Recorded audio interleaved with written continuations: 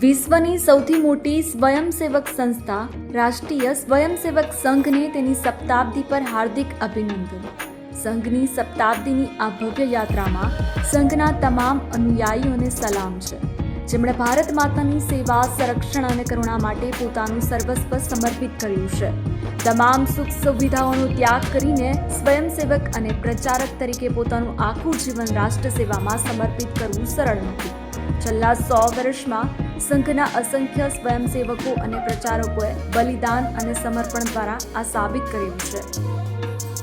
1925માં નાગપુરમાં વિજયાદશમી પર સૌથી પૂજ્ય હેડગેવારજીના નેતૃત્વમાં થોડા લોકોથી શરૂ થયેલા સંઘ આજે વિશ્વનું સૌથી મોટું સામાજિક સંગઠન બની ગયું છે, જે વ્યક્તિ અને રાષ્ટ્ર પ્રત્યેના સમર્પણ અને તેના સંગઠનાત્મક કૌશલ્યથી પ્રેરિત છે।